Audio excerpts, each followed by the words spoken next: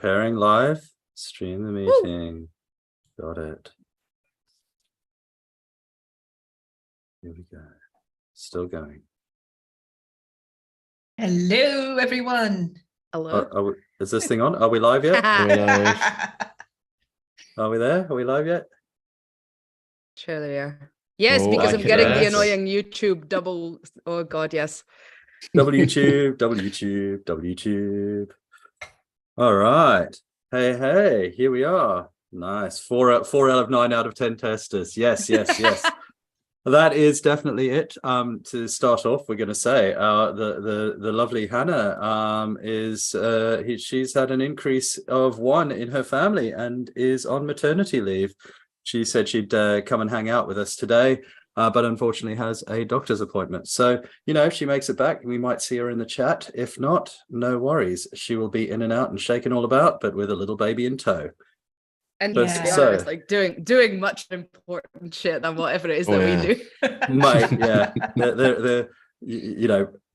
They're bringing up a baby, or as my friend used to put it to us, not killing a child, is one of the most important things as being a parent. So, here we go. Yeah, she's succeeded for 2 weeks already, so she's doing a marvelous job. That's actually the way that I congratulate people when it's their children's birthday. Like, well, congrats on keeping that alive for 6 years or however long it is. I feel like that's a really great achievement because I've got plans. Yeah, I've got plants that I've killed off within a month. So I'm like, yeah, good job, man. 13 years and counting for me. Rock and roll, baby. So, yeah, here we are. We are back as 9 out of 10 testers, 4 out of 9 out of 10 testers. And, thank you to those of you who were ready last week and then we delayed it a week because, I couldn't get my shit together, basically. So here we are. We are here talking today about nightmare user experiences. And boy, do we have a lot of nightmare user experiences. We are going to just kick it off today. Nightmare user experiences. When stuff works, it's just nice and easy, isn't it? It's just, it flows. It's like water running off you. You don't even notice it. And when it's not good, it's like nails on a chalkboard. It's like a cat scratching at your furniture. It is awful. And that's what we're here to talk about today.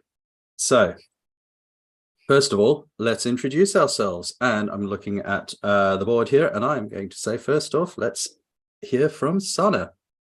Hi, my name is Sanne Visser. I work for Capgemini as a test manager or test coach, and I'm currently on holiday. And I've had a lot of wonderful user experiences that I'm ready to talk about. All right, and now Veerle. Yeah, my name is Veerle Verhagen. I am a tester currently working for Dutch Railways. Although actually, I say I'm a tester. I'm going to be a tester for like about a month more, and then I'll be a Scrum Master. Oh no, we'll have to kick you out. Turning to the dark side. I still want to be on the panel. We love you. You'll never stop testing. Yeah, to be honest, it's going to be fun trying something new for a bit. But I feel like I will still be a very much a quality focused Scrum Master. So that's me. I think Veerle, we have to do a poll. Thumbs up if you need Veerle to stay despite being a Scrum Master. Thumbs down if she's got to go. Peeps, we're going to go with the majority here. Yep, go ahead and vote. Okay. While that's going on, Chris, tell us about yourself. Hi, I'm Chris. I am a quality engineering consultant, and I'm in South Wales, where, would you believe it, the sun is shining today. This is Oh my God. It's like a glitch in the matrix, and we are all celebrating it. If only we had a roving reporter to go and just report on that. You can go to Barry the beach, Chris. Barry is literally about 15 miles away, so it's Chris told me about this. There's a beach near his house that is called Barry. It's like the beach is called Barry. Like, what's going on? How meta if you're Barry on the beach in Barry. It's good. It's classic. It's where Gavin and Stacey was set. Not Barry and Stacey. You'll be very welcome. Dad jokes, 13 years and counting. And I am Shey, and I'm a senior quality engineering manager for EasyJet, and this is our panel today. Hannah is missing, but she is with us in spirit. So to the topic, nightmare UX. where should we start? I mean, there are so many notes on our sort of like internal noteboard, people. I don't know where to start. So Viola, did you say you wanted to maybe start with a little story time? Are we going straight into Oh my God, are we starting with story time? We're messing things up anyway, so okay, straight into it. You know why? Because Hannah is not here, so everybody's no getting structure. Everybody's getting a shit user experience from us today. No, I would like to launch in, first of all, before we even talk about all of the shit user experience, about why it is absolutely unavoidable that we have shit user experience and that we will have increasingly frequent shit user experience. Because I feel what is happening, or what has been happening for the longest time, is we are increasingly relying on tech to do everything for us. So it used to just be, oh, I've got this really cool computer and now I don't need to use a typewriter. I can use Word and I can like edit my text and stuff. And that was already pretty cool. And at this point, it's like my fridge tells me when I need to get new milk. And so we are stupid example, but apparently it exists. My fridge doesn't do that. My fridge barely works, like just doing the thing it needs to do. So we got like increasing reliance on tech and on interfaces that users can interact with in order to make the tech do what it should do or what they want it to do. But, you know, as I think most people in tech are aware, we simply don't have enough people to develop all of this tech. And yet we want tech to do everything for us. And so obviously, if you don't have enough people to program all of this and design all of this and test all of this, then you're going to have a shit user experience. And I feel like it is therefore unavoidable that we'll have shit user experience. And so I also feel like, well, some things, I guess, if we really want to have the tech, then we're going to have to it's a bit of a, what you call it, like a compromise. Like it have to be like, if we really want the tech, then we kind of have to maybe deal with sometimes the user experience being a little bit shit. I think it's that, and I'd like to add to it because I think it's also having worked in Agile Scrum for ages now, and things like MVP being good enough. There's also a lot of trend like, well, it works just fine, so just ship it. So we're kind of shipping earlier than we used to. I think that's part of it as well, and maybe there's not as much focus on things being smooth, like as long as it works. Like the good example would be these parking garages where you drive in and they scan your number plate. So you can exit very easily as well because they just scan your number plate. And then if you have to pay, you pay at the gate. That works fine until like the electricity's out. And then it doesn't work at all. So it's like, it's also not designing for redundancies and backups and having the time for that. But yeah, I think it's more than that as well. I think it's also the shortages in personnel. So we're automating our way out of like labor shortage as well, which brushes against another topic we're going to do one day, which was fuck capitalism, but that's for another day. Oh, absolutely. I mean, you know, I think there's a lot of the sort of blame needs to be put on squarely on the shoulders of the sort of startup culture of like, you know, as Viola said, the good enough thing. But that's also, let's grab as much money as we can. I mean, there is a statistic of if you get a new product to market, well, this is pharmacy, but if you get a new drug to market in pharmacy, you actually gain 25 or 75% of the market share, and then everybody else has to grab the last little bit, right? And that's that mentality. 25 or 75? 75, damn it, 75. Okay, Don't be an idiot. Come on, they didn't notice. We'll get it. We'll cut it in the edit. But it's in Simon Sinek's book, The Infinite Game. And he talks about the pharmaceutical market, and it is literally, it's something like 75% if you get to market first is yours, and then everybody else has a share of 25%. And that's the startup scene has gone, right, let's just freaking get it out there. Who cares about like whether or not people whinge a bit? That means we've got some QA people doing some QA for us, and that's I think that's where sort of some of the UX failures lie, you know, in that sort of like mentality of not necessarily don't let perfect be the enemy of good, but also necessarily about sort of let's just fucking get it out there and hope for the best. Oh yeah, there's a lot of short-termism, isn't it? Because I've noticed a lot of sort of short-termism. Get something out, MVP, job done, hooray. But I read a piece the other day that was talking about how the streaming market for TV has kind of ruined the way content is now created, and all the sort of the statistical bigwigs at Netflix worked out that new series generate more new eyes on the actual product than continuous. Why all my favorite shows keep getting cancelled? Because sequels or additional seasons cost more money to make, and so they just don't bother. So they start maybe two seasons, and then it gets binned, and so we never get that closure because all the new stuff is coming, because it looks better to get a new series out. And it's literally ruining television for us because of the way that we are now consuming it, with like all the binge and only joining for when the new and the fancy comes along. And quite frankly, I'm sad about it. Rest in peace, Dirk Gently. Oh yeah. Oh yeah, that's a good example. Oh man. I'm going to segue us into a sort of a pet peeve and a favorite automation of mine, which is the sort of automated order your stuff in restaurants. So it's when you have the sort of big tablets like in the McDonald's where you order through the screen instead of at the cash register, because that's actually something I really like. It's very quick, it's very efficient, especially when you got two kids shouting at you in the middle of your holiday because they really just want to eat and you're out of time. But then as you're going through this menu, like every time you select something, would you also like this fucking thing?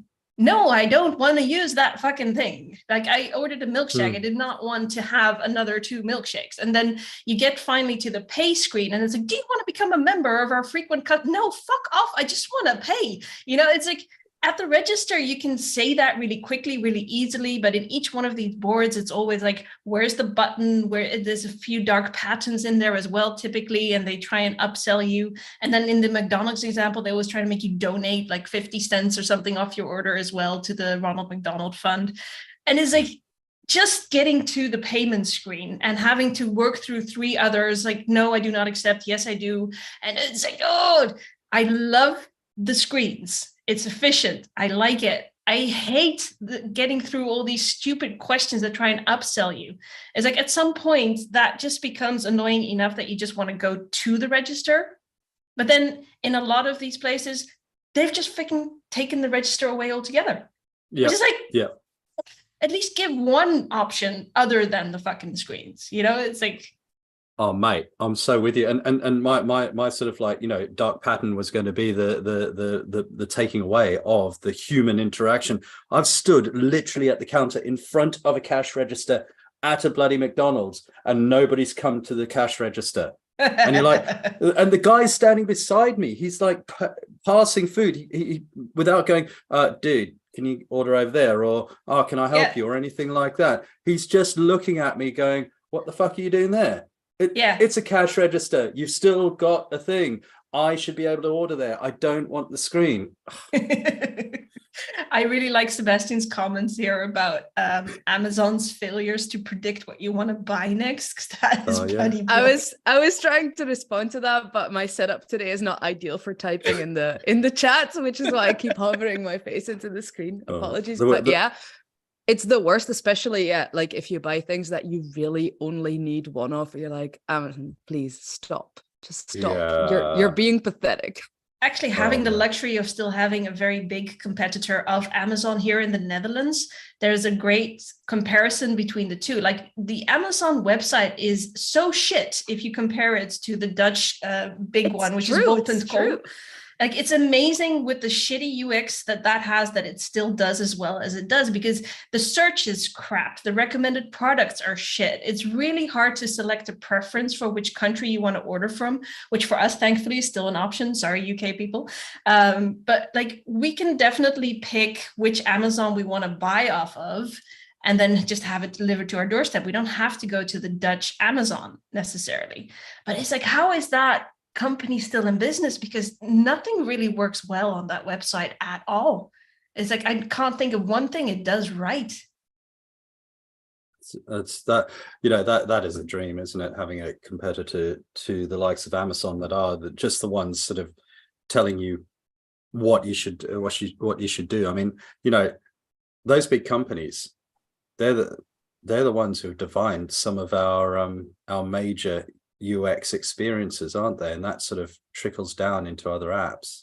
Yeah, that sometimes they just copy the big one as well, even though it's crap. They just put in the same user interface. You're like, this was shit. Why did you copy this?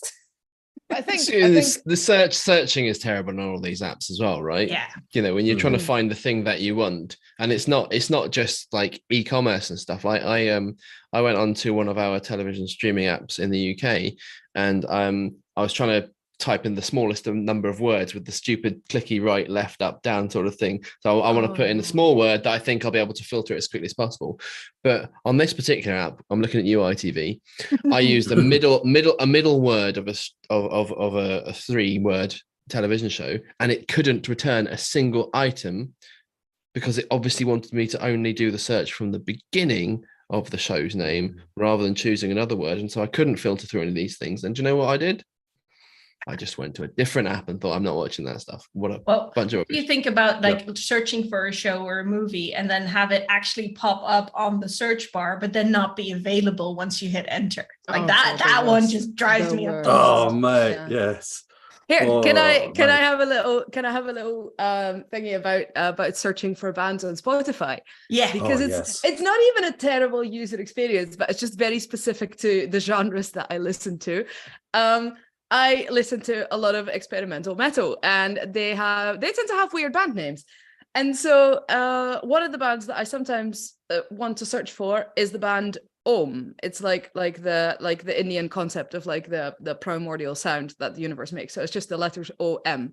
And if you search for Om, like it's not 3 characters, so it doesn't realize you're already like, that's the band name. That's all you're getting. And it's like, it's waiting for more so that I can give you suggestions. And I'm like, no, that's literally it.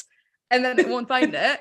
And so I have to go into Google and like search for the band Om and then find albums that they have released and then choose which one I want to listen to and then search for that. The same happens with a bunch of other bands. So there's also the band 3. It's just the number 3, which is unfindable on Spotify.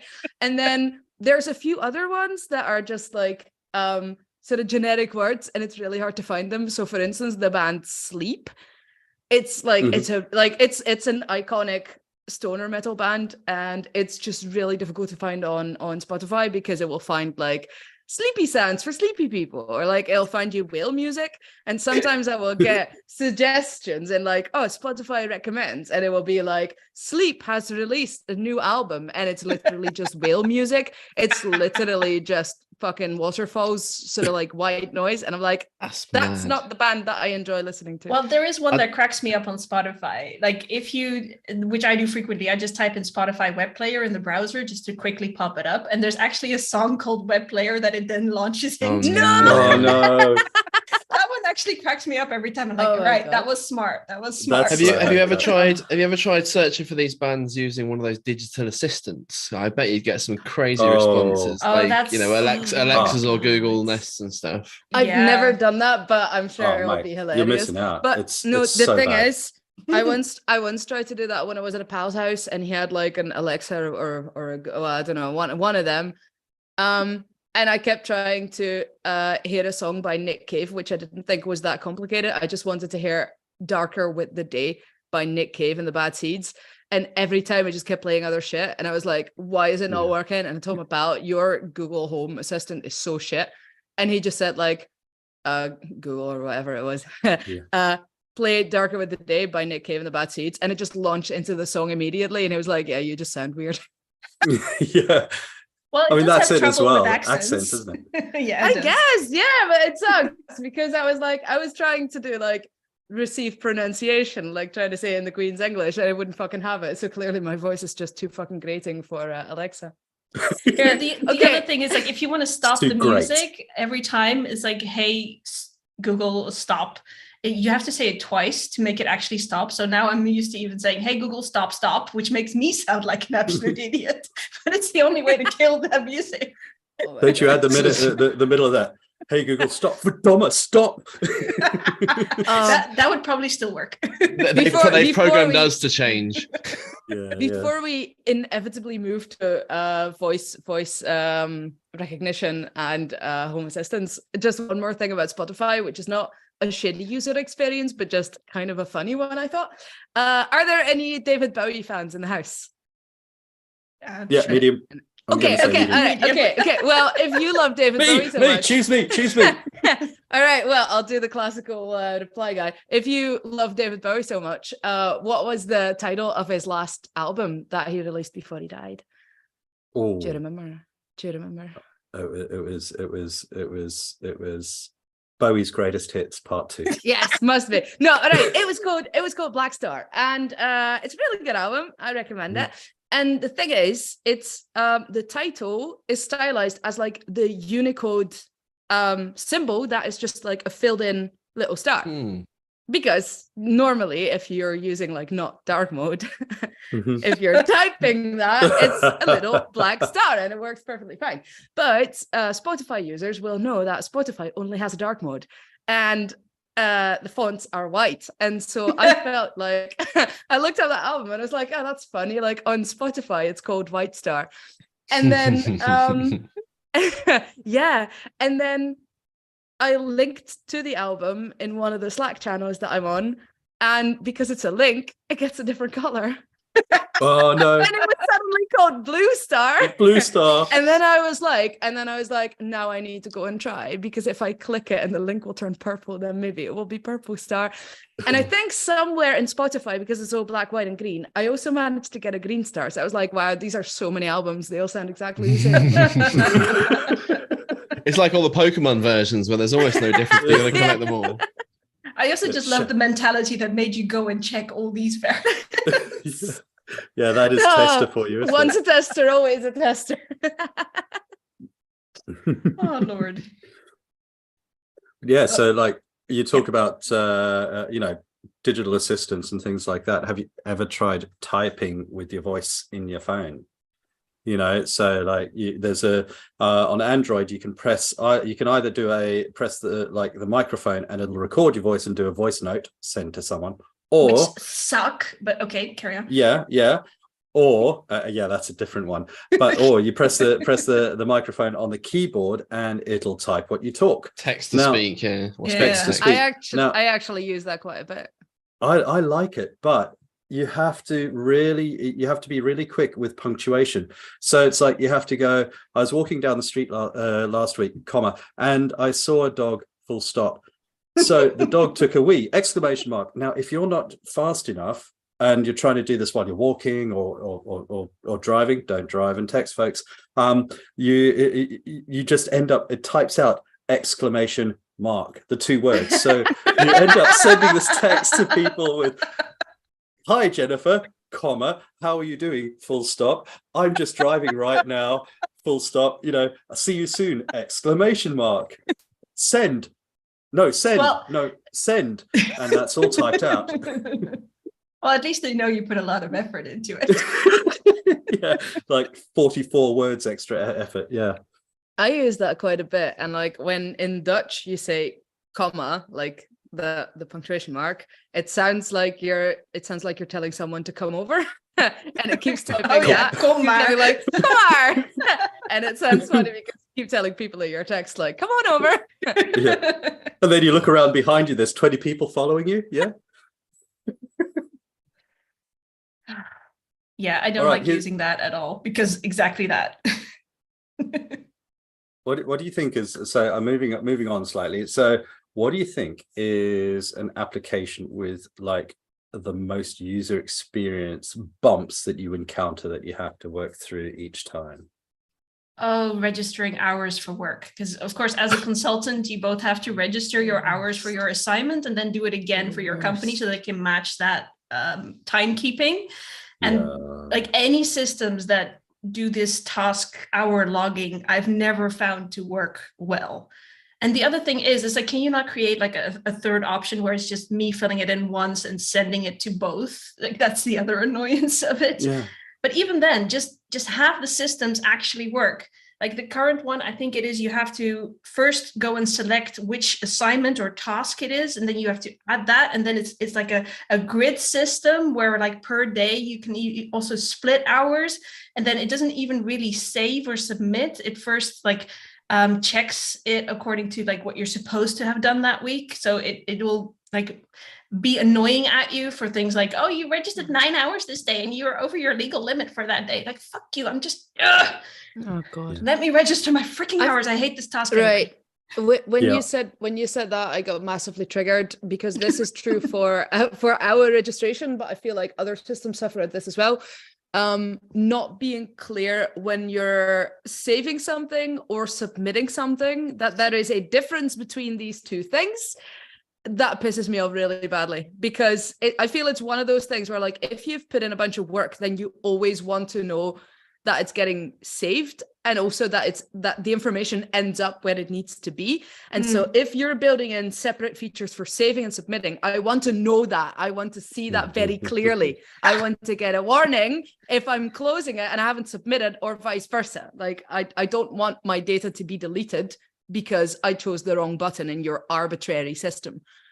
Yeah. And then like the worst is that it literally gives me hives even thinking about it when you get that email that says like the hours between the two systems aren't matching. Like that I still like, oh, I'm shaking even thinking of it, because that is the absolute hell when you have to go and figure out what, like, it's like 1 hour off or something. It's like, can we please agree, like anything that is like 3% or less difference in the bill, you just cancel it out and just don't fucking make me deal with fixing that shit in 2 different registration systems that are now closed and I can't reopen because you both submitted and closed the period. So I can't actually fix it. That's it. You've told me it's wrong, so I should be able to edit it, but I can't edit it. And I have to wait for somebody to tell me it's wrong. And then I have to tell them, yes, I know it's wrong. Can you open it? No, I don't have the authority to open it. Okay, so who has the authority? Oh, my boss says, but he's away for 2 weeks. So you're going to have to wait for 2 weeks. Oh, look, the period's ended and we've closed it off and we've submitted to the financial thing. So your budget is now over, under, out of whack, whatever. All because stop talking. You're giving me stress. I know, right? And this has literally happened to me. I've literally had that. The company telling me, we've closed the period, we've submitted, the finance is gone, we've paid all the clients, fuck you, you're done.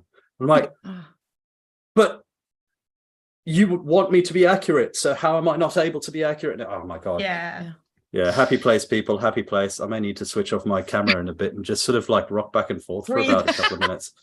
Holy cow. Time. Yeah. I want to give the prize for coming up with the worst user experience to Sebastian, who just said a cancellation dialogue with cancel as a button, which I can absolutely confirm is the absolute worst. And I feel like a lot of the alternatives that they've come up with in recent years aren't really any better, because now you get things like ignore and delete, and you're like, ignore what? yeah. Well, there's one that makes me giggle. Error encountered, ignore or delete. I think it might be a Dutch thing, but there's quite a bit of software that gets translated, of course. But there's one that's typically mistranslated from German into Dutch, which is it verwerpen? Nee, afbreken. Afbreken, okay. Like instead of cancel, break off. It's like, yes, I will break it. Yeah, because it literally just means like snap something. Like, it's so funny. Yes. Would you like to break this out? No. I'd like it to work properly, and I want my timesheet submitted. Oh fuck! Now I've gone back around. Yeah, and also in my mind, that's always shouted, whereas cancel is sort of like cancel. It's smooth, it's light. Whereas afbreken. I always feel like I sometimes get verwerpen, which I feel is a very Flemish kind of word. It is. And I read it in a Flemish accent whenever I see it on software. That's like to a no for the non-Dutchies out there. Yeah, exactly. But it feels like, I think in Dutch, you would only ever use the word verwerpen if you wanted to like reject something in a moral sense, like not if you just want to ignore something in your software, like if you want to absolutely reject the idea of something. So it's funny. What about helper apps that aren't as helpful? Oh, those chat things that don't do a job properly. Clippy. Oh mate, That's really you going know back. what? I'm surprised there's not a call to bring it back Clippy with so many bloody user experiences with chatbots being so crap. It's like, bring back Clippy, all is forgiven. I had Dare I a say friend. that, Emma? Is that bad? I had a friend that wanted to leave some positive feedback, and the only avenue he had to be able to do these things was via a chatbot. And so it said, "Oh, hello, how may I help you? What was your order number?" So he puts these things, and he said, "I just want to say, I dealt with this person, and they did a brilliant job. I want them to like just for that go on record." And he wrote all this out, and the chatbot said, "Oh, I'm really sorry about that. Could you please provide us a little bit more details and send it to this point?" And he's like, "No, I want to give positive feedback about this particular person." And they were like, "Oh, we're really sorry about that. If you can't provide us more context, we can organize a phone call for you." And he's like, "No, it's positive feedback about this." And they just, the whole chatbot just wasn't expecting positive feedback, and it wouldn't allow it. And it was just stuck in a loop of apologizing. How about when something is like really automated, but then like at the second, like the penultimate step, it becomes manual again. So it's like I had a thing I had to go to my GP. My GP got me a letter to send to go and get a radiologist appointment. And all of that went fine. It all went through my digital like thing. I got all the emails. I could check out all the like the letter to pass me on to make the appointment. And then I went on to the hospital radiology department to book that appointment. And then it said, "Here's a phone number to call." And I was Oh, you're kidding me, right?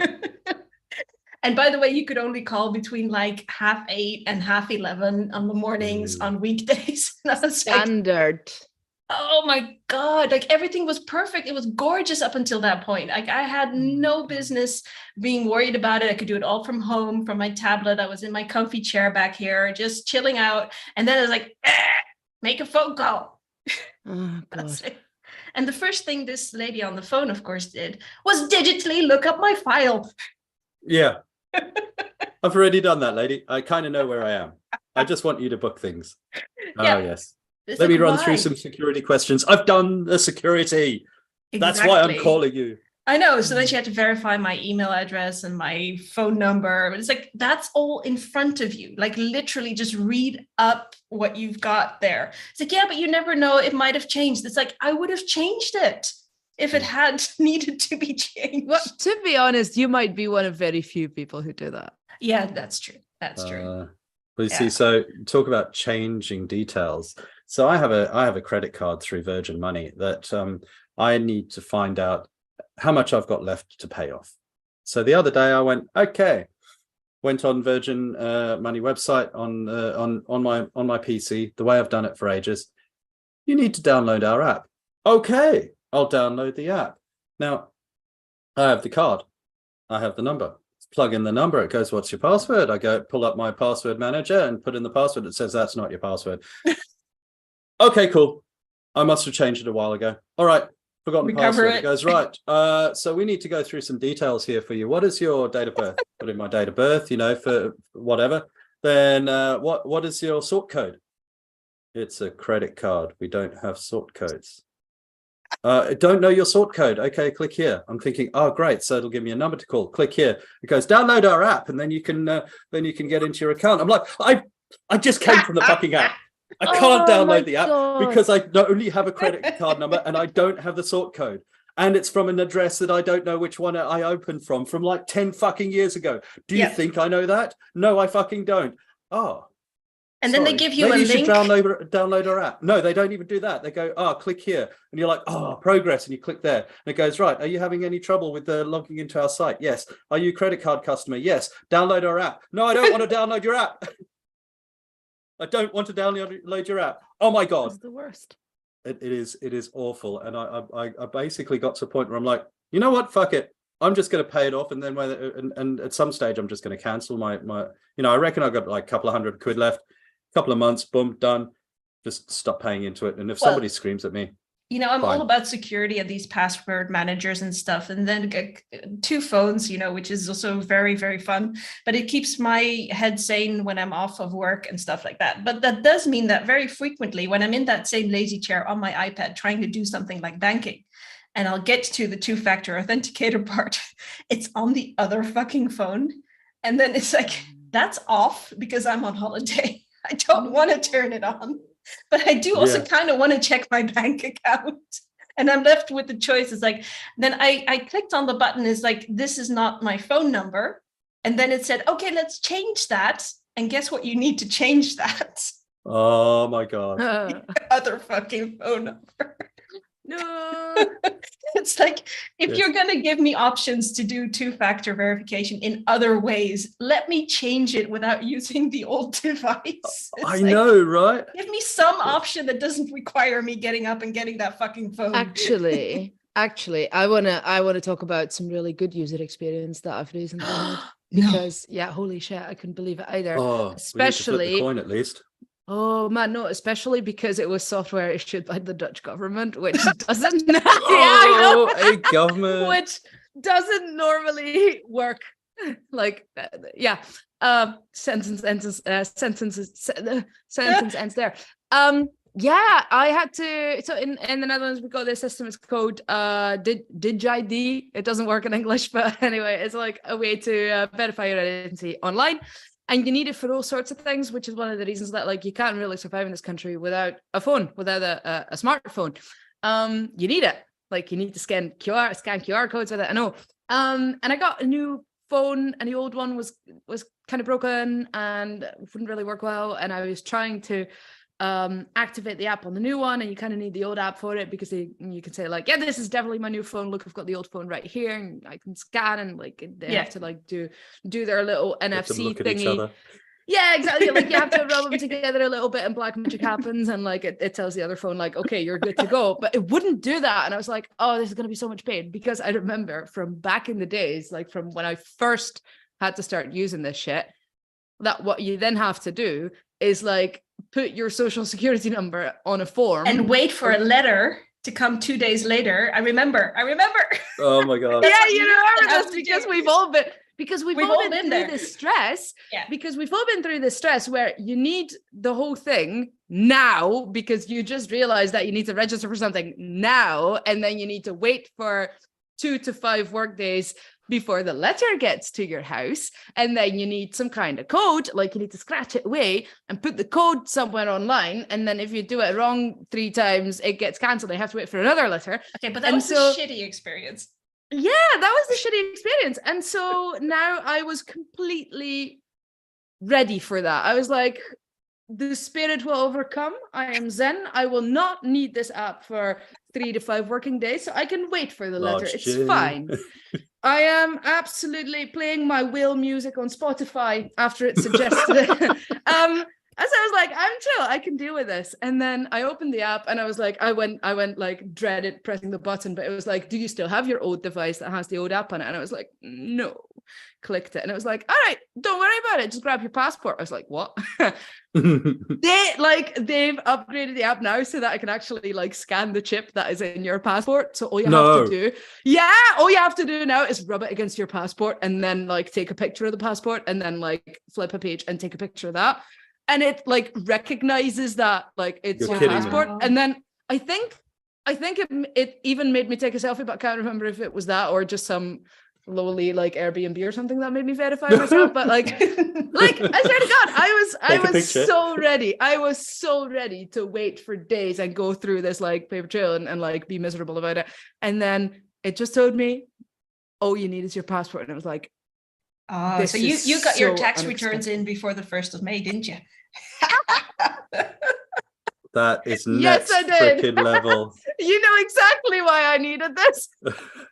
Yeah, I know, because that's something my husband does for me, which is a nice luxury. But like, that's the one time that, again, I need to use that phone. Like, we were doing icebreakers this one day for a course, and I was a little embarrassed to have to do this, but it was like, the icebreaker question was, what's the most frequently used app on your phone? Yeah. And I went and checked, and it was my freaking authenticator. Oh my God. It's like, I'm all about security, right? So that's why. You're not glued to you're obviously not glued to Instagram the whole time. No, I'm not. We're showing our age. I think it's like, how many times do we do forgotten password, isn't it? Well, yes. Well, not you youngsters, me. I forget which day it is. That's it. Do we want to have like a tiny last thing about dark modes before we start rounding off? Oh, dark modes. Dark modes are fun, aren't they? How many? Oh man, like how many phones sort of go, hey, look, we can do dark mode for you. We know that not all the apps do the dark mode, baby, but we got the dark mode. We got the shizzle here. We can do the dark mode for you. We're gonna just do it.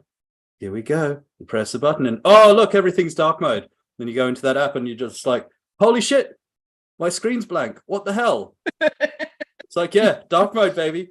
We do all the dark all the time. Or the great one, which is a Gmail thing. And we were on holiday, so we did a lot of these e-bookings. So the tickets come in on your email, which you then have on your phone, which you then need to get into the museum or whatever. And it turns out if you have dark mode on your email app, it actually can't scan the freaking ticket codes. Because it can't light up the QR code bright enough to have them actually freaking scan this. And again, with this dearth of personnel that is currently plaguing our society, that means you're there at a gate trying to get you and two irate kids into a museum with tickets that are just not scanning. I cannot tell you how long it took me to figure out how to deactivate dark mode for one freaking email. I love how your kids are always irate. I've turned it off now. I'm like, fuck, I'm not doing that ever again. That was I did way too stressful. I've done the same. If the app says dark mode, I'm like, okay, I trust you to do dark mode on your own because maybe, it's been maybe tested. It's a reasonable assumption. But the phone doing dark mode and taking it out of your hands, oh my God, not cool. Or the brilliant thing where it's like the device and the app both have two different ideas. Like the app will be in dark mode, but the device will still be in light mode. Yeah. So you get like half your screen dark and the other half is just like blinding you with the fury of 1,000 suns. It's like, oh, thank you. I really meant to do that. But then you've got auto darkness on your phone as well. So you set it to do dark mode on all your apps, and then I sometimes have my phone on while I'm waiting for my one of my kids to fall asleep, and I'm like, yeah, cool. And then it's like, okay, and I've got new glasses, right? So I should be able to see, and I'm like there going, oh, I can't see the damn thing. And then I turn it up bright, and it's like, Daddy, it's too bright. Oh, shit. Right, then I just have to sit old school, wait for you to fall asleep. How many hours later? Oh no, my watch is on dark mode as well. Oh God, I'm on my own. What about these places where copy paste is blocked? Oh God! Oh my God! I did this. I shouted this out recently. I was joining something. I can't remember what it was, but I use a password manager for everything now, and it's like, so if I join up something, I was like, go into the password manager, generate password, copy, paste, done. I don't need to know the damn password because it all takes care of it. That's what the tool is for. That's what it's for. And apart from LastPass, they're all really, really freaking secure. And so they should be trusted apps. They should be trusted things. They should be a little sort of like, I don't know, metadata, like little sort of hug that the app does or something like that and goes, oh, you've got a password manager. I love you. Oh, we love you for doing that. And then so you have to go, oh, shit. Okay. Hashtag. Is that a capital I or a small? That's a 1. Is it 0 or O? I always get this wrong. Yeah, and that's always when you realized you set your password like to some absurdly long thing because you're very aware of security. So you 32 characters is not enough. Like, we're going to go even bigger. And then you have to freaking type that thing manually. Oh, mate, that is where the pain lies. And real guys, tears were cried. Friends, anybody who listens to this throughout the centuries that this is going to be on YouTube because we're so awesome. If you see a developer canceling the copy paste mode in your thing, kill them. Just kill them. It's worth it. It's worth doing the time in jail for the rest of society to feel no pain. Because also from jail, you will be able to log into your email with whatever password you like. There we go. You just scan your barcode on your shirt, isn't it? You just scan your barcode on your shirt against the NFC in Holland. Is that right? Yeah. It can be cool, but I think that comes back to why we we rant about this so much, because it's like when it does work, when you can copy in your very secure password, when you can do all these things and they work really well, it's so freaking smooth. It's just it's cool because it doesn't get in your way. And it's like that's what quality I think is about in the end. It's not so much it's like how well was it tested, or like did people miss this freaking stuff that user experience can become a part of testing. It's more than that. It's like, does it just fucking solve your problem so you can just make that appointment, log into that bank, get those tickets for the museum? Like when it works, it is cool, and you don't need the person at the checkout or at the payment terminal. It's like then it's fine. But yeah, like just make it at least as smooth as you can. That's what our friend Stu Crocker, his definition of quality was the removal of unnecessary friction. Yeah. And that's absolutely right. And that is a really cool ending for this show, this podcast, this stream. We've never actually given it a name, have we? Oh, mate. I've been listening to so much No Such Thing as a Fish at the moment. That's why I'm doing this kind of uppy downy voice as I'm reading from my notes. I love No Such Thing as a Fish. It's really cool, guys. If you're not listening to it, get it. It's so freaking cool. But you know what? As we outro, one of the things we do is we introduce next month's subject. Did we pick it? We don't have a subject. Yes, I didn't think we had. Do you want to know why? Do you know why? Because we're all going to be together, I think. That's it. That's the reason. It's June. This is the June one. It's June. We are going to be in person at Eurostar. Yeah, baby. Oh no, time is not going that quickly that we figuring can it already out as we go along, hopefully with the Eurostar crowd egging us on, not egging us, thankfully. And if they're throwing tomatoes, please take them out of the tins first. That's important. But we're going to be together. We're going to be together. It's going to be awesome. Face to face, yeah. Face to face. So I was really worried for a minute, because when you said like the next one we're going to be together, I was like, well, I'm missing the next one because I'm going to be at the German testing day on that day. But then I realized we're skipping May. We're just going straight for June. All right. Whew. Hey, Fila, welcome to May. Anyway. Yes. Oh shit! Oh, tomorrow is Star Wars Day. Stop! But yeah, so the next one, correct me if I'm wrong, guys, is Eurostar. That's in a month's time and 10 days, I think. And it's going to be super awesome, amazing. We are going to figure it out as we go along. We're going to get interactions from the crowd. We're going to go and have some good fun. If you're there, come and say hi. And as I said, please be careful. Hopefully I won't lose my voice this year. Yeah. We're all going to do that. But yeah, so to finish up, how can we be contacted? Really? Well, you can ask for my post address and send me a postcard, or you can email me at verhagenveerle@gmail.com. You can get in touch on Twitter, but I won't be there. Also, increasingly the Slacks are being neglected. So I think you should come to Eurostar and say hi in person. Nice. I'll be there. I'm going to be there. I'll come and say hi in person. Tell you what. You can Mr. find Chris. me. Sanne, sorry. go for it. No, Sanne. At Simply Sanne. Again, Twitter is a shit show, so we're staying away from there. But you can find me pretty much anywhere else with at Simply Sanne. And I will also respond to emails if you want to. But if you don't have my address, too bad. Mr. Armstrong. I'm Christofskia at many of the socials, including the Tester Hangout Discord, and I'll be on the Ministry of Testing Club, and I'm still on Twitter for some reason, and LinkedIn and places like that. And you can also find me fortnightly on the Testing Peers podcast. Yeah, I like it. And for me, I'm still on Twitter. I still pay a little bit of attention to the dumpster fire that is Twitter. Still not on Mastodon, despite saying three months running that I'm going to get on Mastodon. I just can't be asked yet. But actually, If anyone's got a Blue Sky invite, I'm quite curious. Oh, Blue Ooh, Sky. good point. Yeah. Send us Yeah. Blue Yeah, Sky, I Blue completely Sky skipped invite. Mastodon, but I'm starting to get a little bit tantalized by Blue Sky at the moment. Yeah. So if anyone's got an invite, hit me up. Cool. Yeah, why not? Let's all hang out on Blue Sky. It's got such a cool you name. can email us 9out of 10testers@gmail.com. That's it. And we will come yeah. to your conference in person and do a live panel.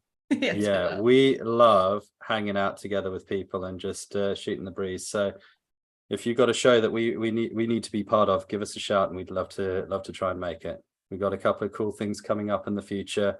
There's some fun and games in the works. You know, who knows? Maybe at some stage Hannah and Baby will make a show, but I'm not promising anything. Amazing. You know, the usual thing: like and subscribe, hit that button, and but we love the interactions. Tell your friends. Thank you so much. Tell your friends. And Thanks for you know watching. What? We See you next time. Thanks for all the See you next interactivity, time. everyone. All we off right. yet? Are we Catch you off? later. Are we off? I don't know how to stop this thing. How do I stop How do you this stop thing? this? We don't. I need to stop this Shey, thing. help us. Just end the call. End the call like I did last time. Damn it. No.